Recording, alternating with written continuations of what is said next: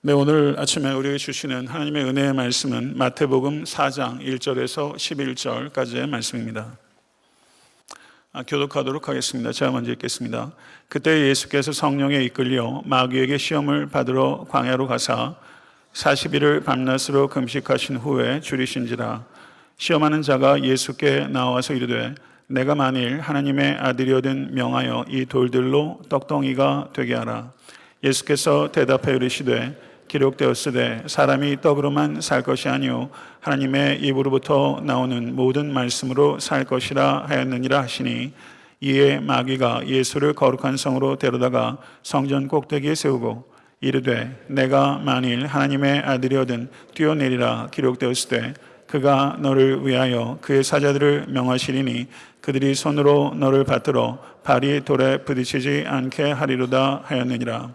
예수께서 이르시되 또 기록되었을 때 주 너의 하나님을 시험하지 말라 하였느니라 하시니, 마귀가 또 그를 데리고 지극히 높은 산으로 가서 천하 만국과 그 영광을 보며 이르되 만일 내게 엎드려 경배하면 이 모든 것을 너에게 주리라. 이에 예수께서 말씀하시되 사탄아 물러가라. 기록되었을 때 주 너의 하나님을 경배하고 다만 그를 섬기라 하였느니라. 다 같이 이에 마귀는 예수를 떠나고 천사들이 나와서 수종드니라. 아멘. 하나님의 말씀입니다. 우리 전우자분 인사하실 때 문을 활짝 여시기 바랍니다. 좀 이렇게 좀 인사하시죠. 문을 활짝 여시기 바랍니다.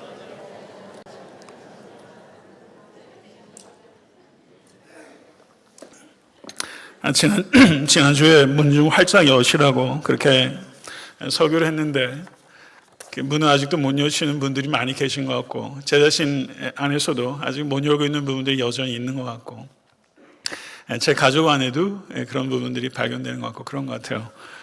오늘 이 말씀을 들으면서 그냥 좀 이렇게 릴렉스 되셨으면 좋겠습니다. 저도 최대한 성령 안에서 편안함을 가지고 여러분들에게 말씀 증거했으면 좋겠고요. 그래서 오늘 그 말씀 예수님께서 광야에서 시험 받으신 사건이고, 마태복음, 누가복음에 거의 흡사하게 기록되어 있습니다. 그리고 마가복음에는 단 2절이 할애돼서 기록되어 있으니까 공관복음이 3번 기록되어 있고, 제가 오늘 본문으로 설교한 것들도 이렇게 길고 짧게 설교한 것들을 보니까 67번이 되더라고요. 그래서 제가 오늘 말씀을 또 연구하고 묵상하면서 무엇인가 제 스스로가 새로운 것을 발견하고 제 심장이 뛰지 않으면 성도님들께 그런 방식으로 전달하는 게 참 어렵습니다. 그래서 이렇게 익숙한 말씀에 대해서 이렇게 설교할 때는 좀 더 이렇게 심리적인 그런 긴장감이 있는데요. 여러분들께서도 이렇게 귀를 막지 마시고 귀에 있는 이 화강암 덩어리를 좀 패내시고 오늘 이 아름답지 못한 도구를 통해서 전달되는 이 아름다운 예수 그리스도에 대해서 여러분들이 좀 경외함을 가지고 예수께서 광야에서 시험을 당하신 이 시험, 저희 아이들도 이 시험 내용 알거든요. 3번 시험 당하신 거. 우리가 이거 시험 보는 게 아니잖아요. 피상적인 내용을 아는 게 아니라 예수님께서 이 시험을 당하신 이 시험이 도대체 어떤 의미가 있는 걸까? 그리고 어떻게 이것이 이해되기를 원하셨을까? 그리고 이것이 나에게 어떻게 적용되는가 하는 부분들이 설교자에게만 맡겨질 숙제는 아닌 것 같아요. 여러분들 스스로가 이 말씀을 깊이 생각하시고 내면화시키셔서 이 중치에 대한 계시적 사건이 여러분의 삶 속에 무엇인가 이렇게 임팩이 될 수 있는 계기가 될 수 있기를 간절히 소원하는 마음으로 오늘 말씀을 전하도록 하겠습니다. 예수님께서 2000년 전에 영광의 왕으로 역사 속으로 침투해 오셨습니다. 세상의 왕은 우리 같은 사람 만나는 것이 사실상 불가능합니다. 그리고 허락이 되어도 왕을 찾아가지만 이 불가사의한 이 왕은 우리 가운데 찾아오시는 왕이고, 또 우리가 문을 열어주지도 않고 모질게 박대하는 그 순간에도 이 왕은 좀채 그 자리를 떠나지 못하시고 배회하시고 서성거리시고, 그리고 마침내 여러분과 제가 준비됐을 때 문을 조금 열었을 때 그 안으로 들어오셔서 손님인 것 같았는데 어느새 우리의 영혼을 다 차지해버리시는 주인이 되시는 왕이시고, 우리가 드린 것으로 우리가 주님께 드렸던 모든 것은 사실상은 다 주님께로부터 주어진 것인데, 그렇게 우리들에게 차고 넘치도록 주신 이 왕. 그런데 이 왕은 굉장히 집요해서 우리와 얄팍하게 만나기 원치 않으시고 우리의 영혼 깊숙한 곳으로, 존재의 가장 깊숙한 곳으로 이 왕은 더 가까이 더 깊이 들어오시고야 마는 그 왕입니다. 이 왕의 그 집요한 추적을 통해서 여러분과 저는 사로잡혔고, 그래서 우리는 그리스도인이라고 부름을 받게 됐고, 그리고 그리스도인이 된 것에 대해서 기뻐하고 아파하며 또 영광스럽게 지금까지 살아오고 있는 것으로 믿습니다. 그런데 이 왕은요, 오늘 설교의 제목이 왕의 수줍음이라고 표현했는데요, 이 왕은 수줍은 왕입니다.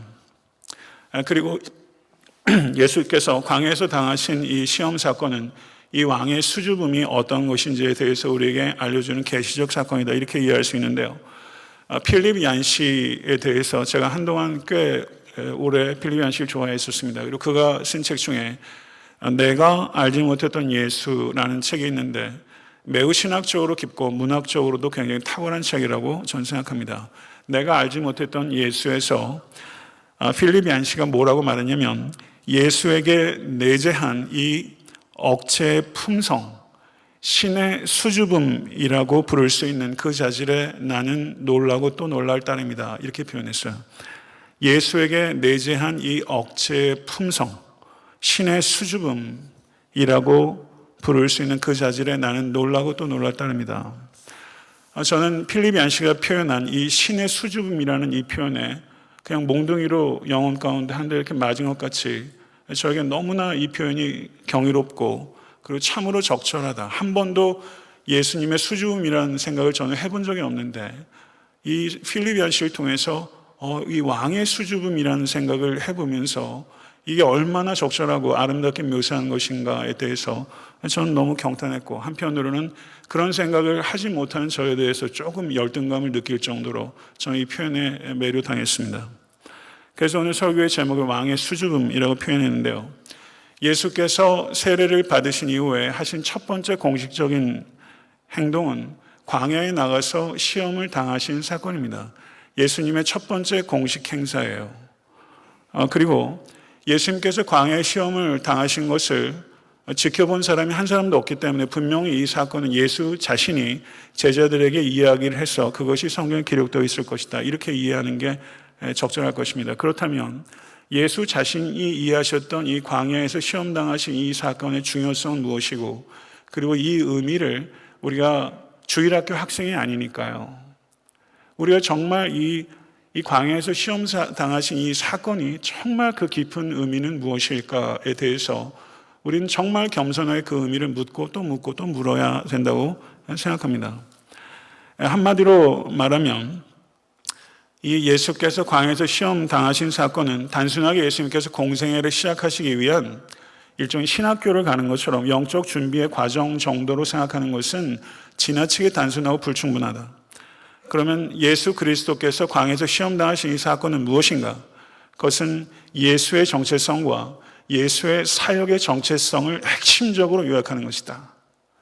예수가 누구인가? 그리고 그의 사역은 목적이 무엇이며 그의 사역은 어떠한 방식으로 이루어져야 하는가에 대해서 가장 중요한 계시적 사건으로 일종의 예수님의 공생애를 비추는 하나의 조명과 같은 것이 예수님의 광야의 사건이다, 이렇게 볼 수 있을 것입니다.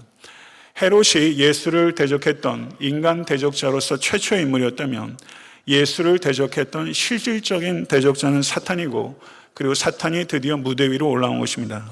그리고 오늘 본문의 사탄의 이 세 가지 시험을 통해서 알 수 있는 것처럼 사탄은 매우 지적이고 매우 강력한 존재입니다.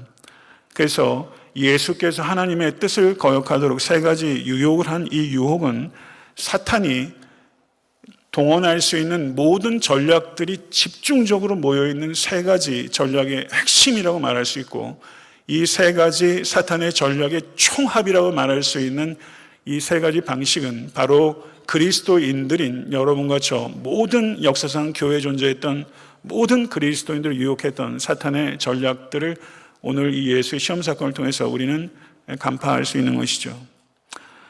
예수께 대한 사탄의 최초의 공격이자 그리고 사탄에 대한 예수의 최초의 승리가 바로 이 광야였으며, 그리고 최초의 이 승리는 예수 그리스도의 십자가 사건을 통해서 완전히 확정될 것이고, 그리고 사탄의 머리는 깨졌으며 예수 그리스도께서 이 땅에 다시 오실 때 그 승리는 완성될 것입니다. 믿으십니까?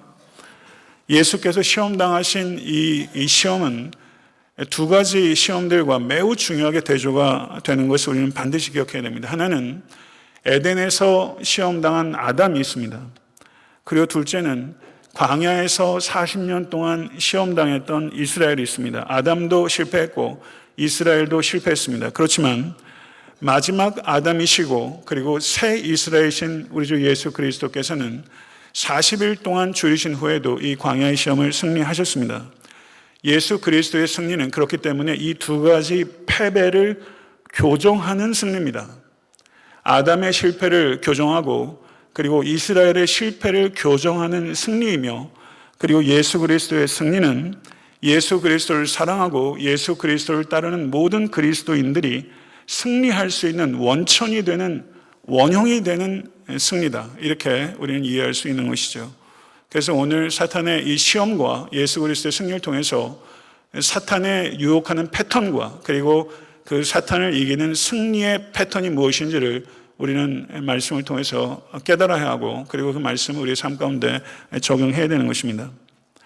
부디 모쪼록 오늘 부족한 종을 통해서 왕의 수줍음이 할 수 있는 한 최대한 여러분들께 명확하고 그리고 강력하게 전달될 뿐만 아니라 이 자리에 계신 모든 권속들께서 수줍은 왕을 더욱더 사랑하게 되고, 그리고 수줍은 왕이 보여주신 그 승리의 모델을 우리의 삶 속에서 적용할 수 있게 되기를 간절히 바랍니다. 4장 1절과 2절을 보게 되면, 그때 예수께서 성령에 이끌려 마귀의 시험을 받으러 광야에 가사 40일을 밤낮으로 금식하신 후에 줄이신지라, 이렇게 이야기하고 있습니다. 여기서 그때라고 번역하고 있는 성경 언어가 토테라는 단어인데요. 이 토테라는 단어는 then이라고 번역되는 단어입니다. 그러면 그 후에라고 말할 수 있죠. 그럼 그 후에는 무엇인가? 세례를 받으신 후에입니다. 세례를 받으셨을 때 하늘에서 울린 음성이 무엇입니까? 이는 내 사랑하는 아들이요 내 기뻐하는 자라. 하늘이 스키마죠. 하늘이 갈라지고 하늘에서 음성이 들려서 이는 내 사랑하는 아들이요 내 기뻐하는 자라. 어마어마한 계시적 사건이 벌어졌는데, 그 사건이 끝나자마자 토테, 그때 성령께서 이끌어서 마귀에게 시험을 당하시도록 예수를 광야로 이끌어 가셨다. 시험에서 면제된 사람은 단 한 사람도 없습니다. 왜냐하면 우리 주 예수 그리스도조차 시험을 당하셨고, 그 성도 여러분, 올 한해 살아오시면서도 시험 당하신 일들이 있으셨을 거라고 생각하고, 아마 어쩜 지금도 시험 중에 있으신 분들이 적지 않을 거라고 생각합니다. 그럼 시험 당하실 때 우리가 흔히 생각하는 우리의 삶의 생각의 방식은 하나님께서 나를 버리셨다고 생각하는 것입니다. 정말 그렇습니까? 시험 중에 계셔서 하나님께서 여러분을 버리셨다고 생각하십니까? 아니라는 것이죠. 왜냐하면 이는 내 사랑하는 아들이요 내 기뻐하는 자라. 하나님께서 사랑하시고 기뻐하시는 자에게 허락하신 시험이 있다는 것이죠. 그래서 여러분들이 시험 중에 있을 때 그것이 하나님께서 여러분을 사랑하지 않거나 기뻐하지 않는 증거가 결코 되지 않는다는 것입니다. 그럼 우리가 중요하게 생각해야 될 게 있어요. 시험 당하는 것 자체는 죄가 아닙니다. 시험에 굴복하는 것이 죄입니다. 이것을 분별하실 수 있게 되길 간절히 바라고, 예수께서 광야에서 시험을 당하셨지만 사탄이 예수를 한순간에 성전 꼭대기에도 데려가셨고, 그리고 지극히 높은 산 위에도 데려가셨어요. 시험은 성도 여러분, 골방에도 있고 광장에도 있고 성전에도 있고 시장 바닥에도 있습니다. 어느 곳에 있든지 광야에도 궁궐에도 있는 것이죠. 어느 장소든지 시험이 있고, 그리고 기도하지 않아서 당하는 시험도 있지만 40일 동안 금식 기도한 후에 당하는 시험도 있어요. 영적으로 바닥을 칠 때 당하는 시험이 있는가 하면 영적으로 고양되고 고양된 뒤에도 당하는 시험이 있고, 성령 충만하지 않았을 때 당하는 시험이 있는가 하면 성령 충만했을 때 당하는 고도의 시험이 있다는 것을 우리는 깨달아야 되는 것입니다. 어느 누구에게도 한순간도, 그리고 어느 곳이든 상관없이 사탄은 우리를 노리고 있다는 것을 기억하십시오. 그러나 우리와 똑같이 인간의 몸을 입으시고 시험을 당하신 죄 없으신 예수 그리스도께서 그 시험을 이기심으로 말미암아 여러분과 제가 예수 그리스도를 주목하고 그분에 붙잡히는 한 우리 역시 모든 시험을 넉넉하게 이길 수 있게 된다는 것을 우리 주 예수 그리스도께서는 오늘 광야에서 여러분과 저에게 가르쳐주고 계신 것이죠. 성도 여러분, 시험 중에 계시다면 모쪼록 그 시험이 실족하는 계기가 되지 않고 믿음의 진보와 성숙과 축복의 계기가 될 수 있도록 시험을 스승 삼으시는 이제 계신 모든 권속과 저가 될 수 있게 간절히 소원하고 또 소원하는 것입니다. 첫 번째 시험은 내가 만일 하나님의 아들이거든 명하여 이 돌들이 똑똑 덩어리가 되게 하라, 이렇게 얘기를 했어요. 다 아시는 내용이에요. 근데 내가 만일 하나님의 아들이거든 이렇게 말하고 있는데요, 영어 번역에서는 If you are the son of God 이렇게 번역하고 있습니다. 그야말로 순수한 가정법으로 번역하고 있어요. 그런데 실제 성경 원어는요, 가정법이 두 가지 종류가 있습니다. 이 가정법은 first class condition이라고 표현하는 가정법이에요. 이거를 기억하실 필요는 없어요. 그런데 그리스도에는 가정법이 두 가지가 있다. 그런데 이것은 없는 사실에 대해서 가정하는 것이 아니라 있는 사실을 기초로 그 다음 진술이나 명령을 가기 위한 가정법이에요. 가령 저는 남자입니다. 그렇죠? 누가 봐도 남자예요. 내가 만약 여자라면 이런 얘기들, 내가 만약 TV에 나온다면 뭐 이런 얘기 애들이 부르잖아요. 그러니까 그 없는 사실에 대한 가정이에요. 그런데 여기에서 내가 만일 하나님의 아들이거든, 이것은 없는 사실에 대한 가정이 아닙니다. 그렇기 때문에 if you are the son of God, 이것은 번역적으로 좀 아쉬운 거예요. 그럼 실제 의미는 무엇이냐? Because you are the son of God, 이런 뜻입니다. 너가 하나님의 아들이기 때문에. 사탄은 예수 그리스도께서 하나님의 아들이시라는 것을 분명하게 압니다. 그리고 그것에 대해서 사탄은 의심하지 않습니다. 그리고 세 가지 시험을 통해서 예수께서 내가 하나님의 아들이라는 것을 의심하도록 하려는 것이 아니에요. 사탄이 예수께 유혹하는 핵심은 너가 하나님의 아들이기 때문에 이 돌로 떡덩어리를 만들도록 하라. 이것은 너의 능력으로 할 수 있는 일이고, 그리고 40일 동안 줄인 후에 떡 하나를 먹을 수 있는 자격이 하나님의 아들에게 없겠느냐. 이것이 사탄이 시험하는 요지예요. 성도 여러분, 간단히 말하면 하나님의 아들인 능력과 권리를 하나님의 뜻과 무관하게 사용하도록 유혹하는 것입니다.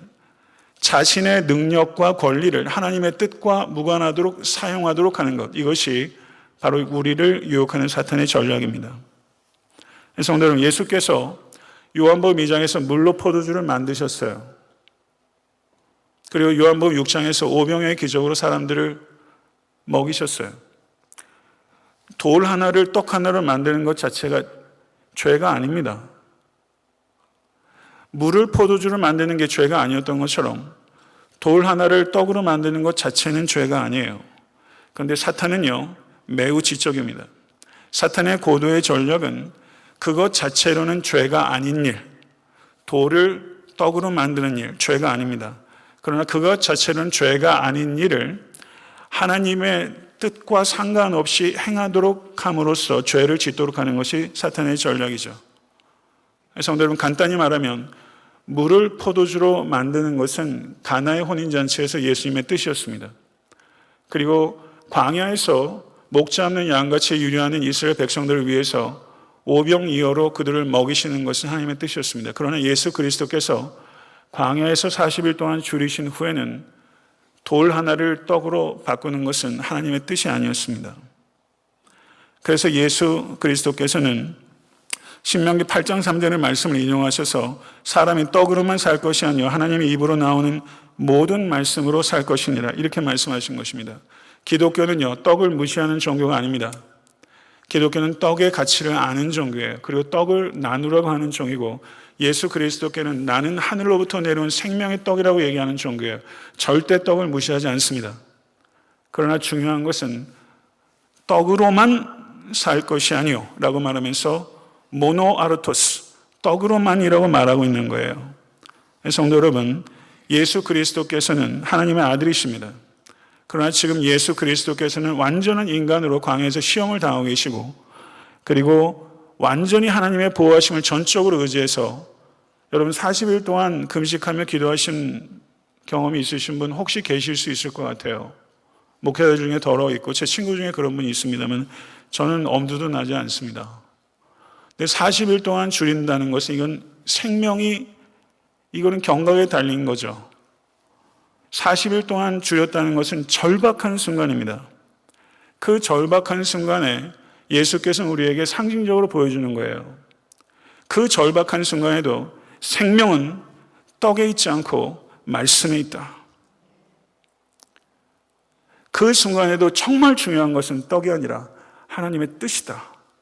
이것을 그리스도께서 우리에게 가르치신 거예요.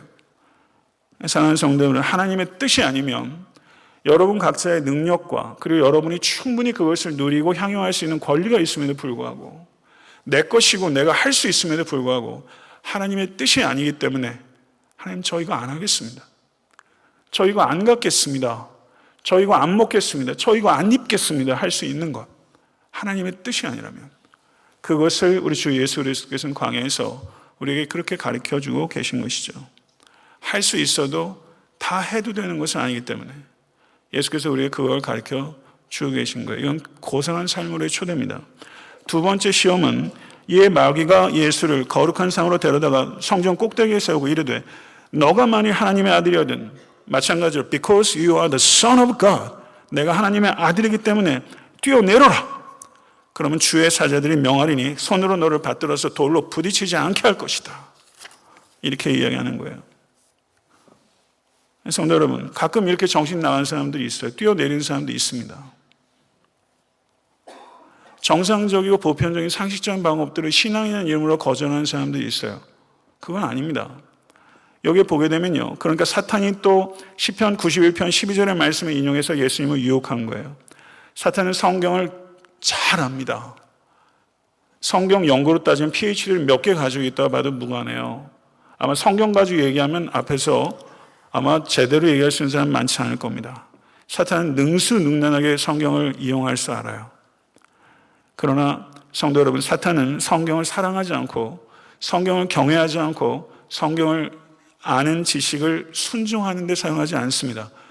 사탄은 성경을 경시하고 경멸하고 다른 사람을 불순종하도록 이끌기 위한 지식을 갖고 있는 존재예요.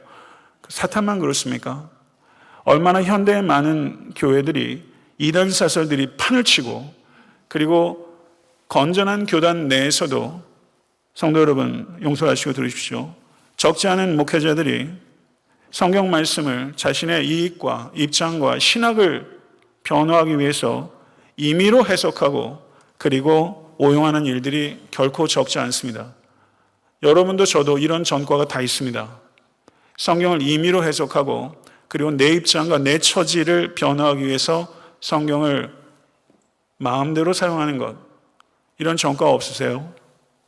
성도 여러분, 그것에 대해서 두려워하신 여러분과 제가 될 수 있게 간절히 바라고 성경을 성경 말씀대로 내 영혼 가운데 말씀하실 수 있도록 여러분들과 저의 영혼을 백지 상태로 놓고 하나님 말씀하소서 내가 듣겠나이다.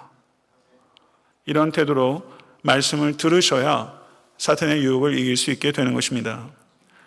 이와 같은 사탄의 시험에 대해서 예수께서 주 너의 하나님을 시험하지 말라 라고 말하면서 한순간에 성전에서 뛰어내리셨을 때 천사가 그 발을 잡으면 얼마나 이게 정말 대단한 장면입니까? 사람들의 이목과 인기를 한꺼번에 끌 수 있죠.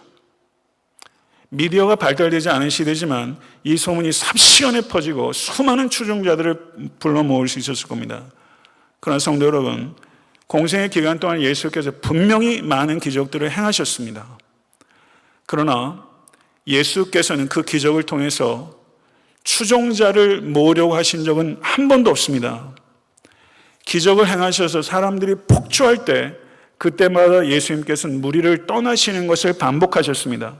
마가복음 2장 13절에서 예수께서 중풍병자를 고치신 후에 예수께서 바닷가로 물러가셨다라고 말합니다. 요한복음 6장에서는 오병의 기적으로 사람을 먹이셨을 때 사람들이 억지로 잡아 왕으로 삼고자 했을 때 예수께서 제자들을 강제로 보내시고 성경 원어는 강제로 보냈다는 뜻이 force했다는 의미가 있어요. 그리고 홀로 산에 올라가셔서 사람들로부터 떠나셨어요. 그리고 마가복음 7장에서는 귀먹고 말 더듬는 자를 데리고 사람들이 왔을 때 예수께서 그 사람들을 마을 사람들과 분리시키시고 그 사람을 개인적으로 치료해 주셨습니다. 예수님의 사역은 한순간도 인기를 얻으려고 한 적이 없었으며 매 순간 진리를 계시함으로써 오히려 대중적인 인기로부터 지속적으로 멀어지셨고, 그리고 마침내 crucifying, 저를 십자가에 못 박기까지 예수께서 가셨어요. 인기를 얻기 위해서 사역하는가? 아니면 진리를 계시하는가? 그리고 진리를 계시하는 대가로 인기를 버릴 수 있는가? 이거죠. 저는 이 부분에 있어서 상당히 초연했다고 생각했는데요. 요즘은 그게 아니다는 걸 제가 많이 느껴요. 과연 목회자인 저는 진리를 계시하면서 대중적 인기로부터 떠날 수 있는 용기를 가지고 있고 그런 순수함이 저에게 정말 있나? 이런 생각들이 요즘은 저한테 많이 들더라고요. 성도 여러분, 예수 그리스도께서는 수많은 모든 병을 고치시고 모든 귀신들을 쫓으셨다고 성경에 기록하고 있어요. 그렇지만 예수께서는 병을 고치기 위해 이 땅에 오신 것도 아니고 귀신을 쫓기 위해 이 땅에 오신 것도 아닙니다. 예수께서는 복음이 되시기 위해 오셨고 복음을 전하기 위해 오셨습니다.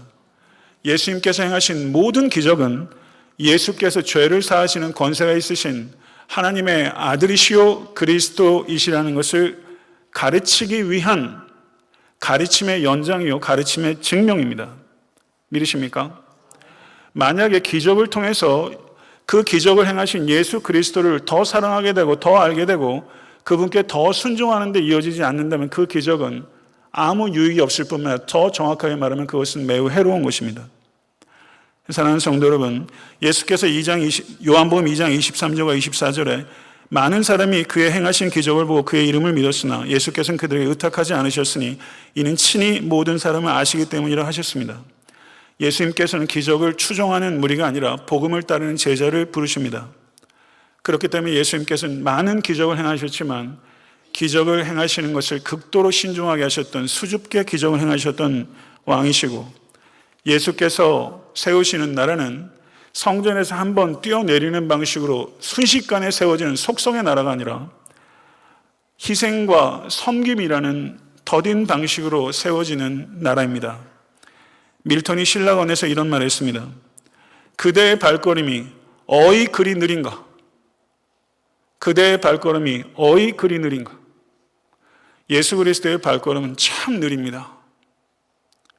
30년을 기다리시고서 공생애를 시작하시고 그리고 그 방식이 기적을 통해서 한순간에 이 나라를 세우실 수 있음에도 불구하고 그거를 절제하시고 겨자씨 하늘처럼 자고 깨고 일어나 씨를 뿌리는 농부의 방식으로 예수께서는 참 더디게 걷고 그리고 더디게 이 나라를 확장하시고 계신 것을 우리가 볼 수 있습니다. 사랑하는 성도 여러분, 이 수줍은 왕은 그러한 방식으로 이 나라를 여러분과 저의 더딘 걸음을 통해서 이 나라를 세우기 원하시고 그리고 확장해 가고 계신 왕이신 것을 믿으실 수 있게 간절히 축원합니다. 마귀의 세 번째 시험은 마귀가 또 그를 데리고 지극히 높은 산으로 가서 천하 만국과 그 영광을 보여주며 이르되 만일 내게 엎드려 경배하면 이 모든 것을 내게 주리라. 사탄은 안목을 통해서 항상 장난을 칩니다. 눈이 얼마나 위험한 감각기관인지요. 눈처럼 소중한 감각기관이 없는데 눈이 얼마나 위험한지 모르겠어요. 눈을 보고서 제가 바른 판단에 이르는 것보다 눈으로 봤기 때문에 오판하는 경우들이 저한테 얼마나 많은지 몰라요. 성도 여러분, 천하 만국이라는 것은 우리는 얻을 생각도 못해요. 그러나 한번 상상이라도 해보십시다. 정말 여러분에게 천하 만국보다 하나님을 더 사랑하십니까? 정말 이런 질문이 여러분에게 주어진다면 여러분 쉽게 결정하실 수 있겠어요? 여러분은 천하 만국보다 제가 하나님을 더 사랑하는 목회자로 보입니까? 그렇지 않으실 것 같아요. 아멘 하신 분은요, 오늘 저하고 점심 식사 같이 하세요. 감사합니다. 천하 만국이 다 뭐예요? 돈 몇 푼 때문에 하나님을 팔아버리는 일들이 허다한데 천하 만국이 뭐예요? 다. 이 엄청난 거를 한순간에 한 번만 저라면 주겠다. 이런 유혹이 없는 게 얼마나 감사한지. 이거를 여러분과 제가 감당할 수 있겠습니까? 이걸 어떻게 감당해요? 이런 질문 안 받는 게 속이 편하지. 이런 질문이 사탄이 우리에게 항상 얘기해요. 이번 한 번만 하자. 이번 한 번만 먹자. 돈 먹을 때. 한탕만 하자. 조금만 하자. 이게 사탄의 유혹이에요. 한 번만. 이 한 번에 사람이 골병드는 거예요. 한 번에. 한 번만. 이러한 유혹에 견디는 사람 되는 것 정말 어렵습니다. 누가 이걸 자신한다고 되는 일이겠어요, 이게. 이러한 사람 되는 건 너무 어렵고 이러한 사람 찾는 것 너무 어렵습니다. 찾는 것도 어려워요. 되는 건 얼마나 어렵겠어요.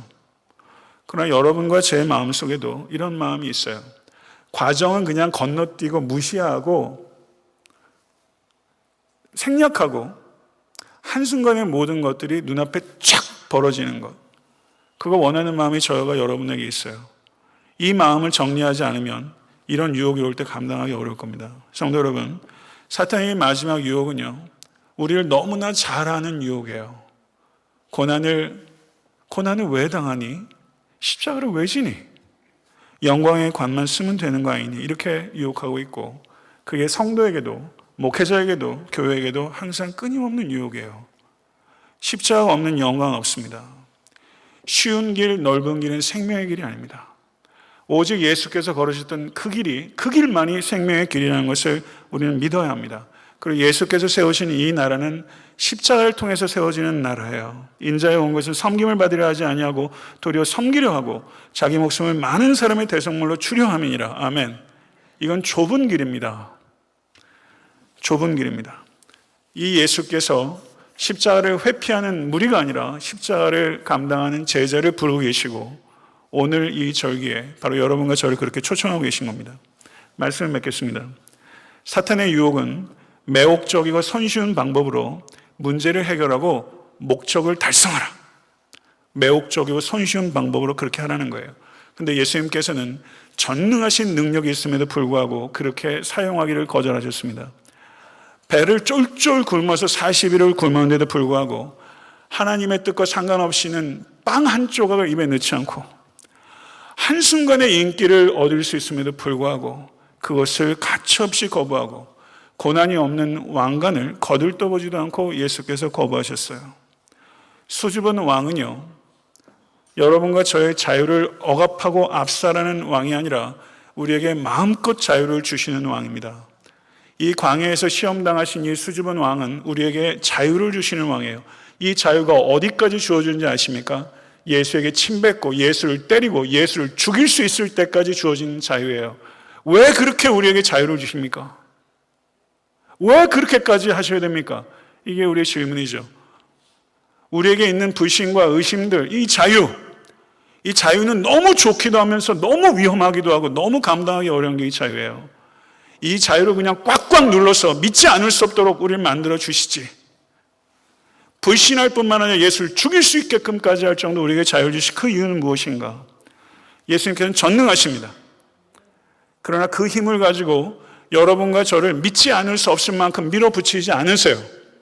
왜냐하면 예수께서 원하신 건 그 힘으로 여러분과 제가 믿지 않을 수 없는 굴종을 원하시는 것이 아니라 여러분과 제가 예수를 죽일 수 있을 만큼 주어진 그 자유를 가지고 자유롭게 반응해서 이 왕을, 이 수줍은 왕을 사랑하고 이 수줍은 왕과 동행하고 이 수줍은 왕과 자랑할 수 있도록 하기 위해서 예수를 사랑하도록 하기 위해서 그렇게 하기 위해서는 오직 방법이 하나예요.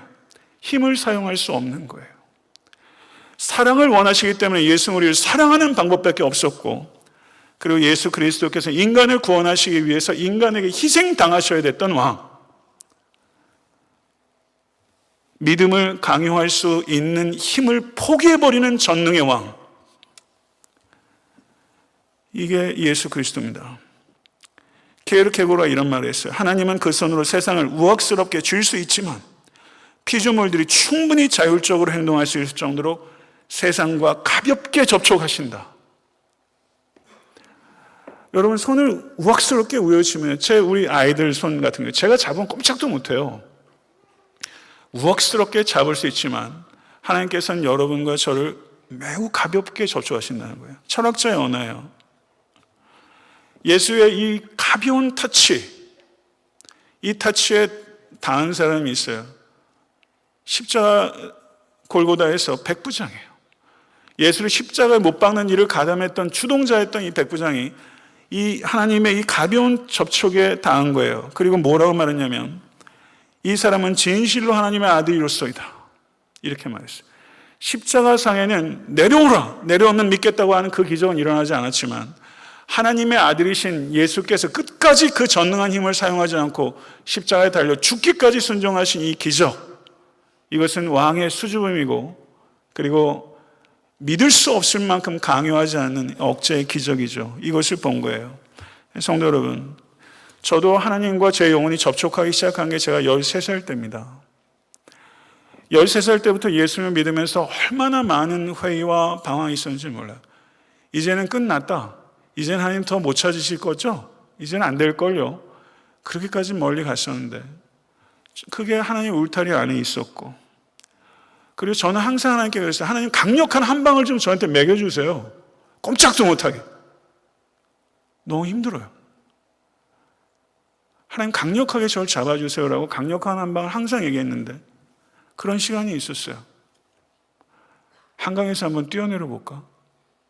진짜로 그런 생각 했었어요. 성전에서 뛰어내리는 것처럼. 그럴 정도로 회의하고 고통스러웠어요. 그런데 강력한 한 방은 한 번도 안 먹이시네. 근데 살짝 가볍게 타치해 오셨어요. 가볍게 타치해 오셨어요. 얼마나 감질 나는지. 근데 가볍게 저를 타치해 오신 이 타치에 어느 순간 저는 강력한 한 방보다 저를 가볍게 인격적으로 저와 동행하시고 저를 불러주시고 문을 두드리신 이 예수 그리스도의 방법에 저는 완전히 굴복했습니다. 저를 다루시는 방식에 저는 너무 이 아름다운 방식에 저는 감사하고 감격하고 있어요. 성도 여러분, 돌 하나를 떡 하나로 만드는 게 뭐 대수라고. 성전 꼭대기에서 한 번 뛰어내리는 거 그게 뭐 대수라고 안 하시고, 절 한 번 하면 천하만국을 다 준다는데 그거를 안 하시고, 아무리 작은 일이라도 단 한 번이라도 타협하지 않으신 예수 그리스도께서는 그 모든 시험 가운데 배후에 있는 그 원리가 하나님을 뜻을 심각하게 거역하는 것이라는 것을 알기 때문에 그것 자체로는 죄가 아님에도 불구하고 하나님의 뜻이 아니면 40일 동안 쫄쫄 굶어도 떡 하나를 입에 넣지 않겠다는 이 왕, 이 수줍은 왕, 절제하시는 이 억제의 왕, 이 왕이 바로 여러분의 왕이고 저의 왕입니다. 그리스도를 시험했던 마귀는 지금도 그리스도인들을 끊임없이 노리고 있고 끊임없이 똑같은 패턴으로 우리 시험하는데 우리는 똑같이 무너질 때가 많습니다.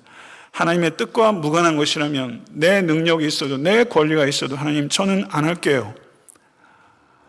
사람의 이목과 인기가 얼마나 거추장스럽고 불편한지, 그런데도 불구하고 왜 그렇게 이목과 인기에 연연하고 평가에 연연하는지 우린 참 저속합니다. 그렇지만 하나님, 이 이목과 인기를 끄는 일에 내가 초연해지겠습니다. 이렇게 기도하고, 좁은 길, 더딘 길 항상 힘들어요. 그렇지만 그 길에서 단맛도 느끼니 그 감사한 노릇이고, 성령께 의지해서 하나님 이 좁은 길, 더딘 길 끝까지 걷게 해주십시오. 그리고 우린 믿어요. 이게 우리의 의지로 되는 것이 아니라 하나님의 은혜로 될 것을 우린 믿습니다. 그래서 우리도 아무리 줄여도 돌 하나를 떡으로 만드는 일들을 거절할 수 있는 때가 오겠죠. 아마 인생에 살아오시면서 그렇게 거절하셨던 적이 있으실 거예요. 감사하고 축하합니다. 앞으로 주님 부르시는 순간까지 우리에게 닥친 이 많은 시험들 속에서 우리 예수 그리스도를 본받아 저를 한번 따라해 보세요. 하나님의 뜻을 이루기 위해 하나님의 말씀에 따라 성령의 능력으로 마귀를 이길 것이다. 아멘. 우리 이길 것입니다. 이걸 믿으실 수 있게 간절히 축원합니다. 기도하겠습니다.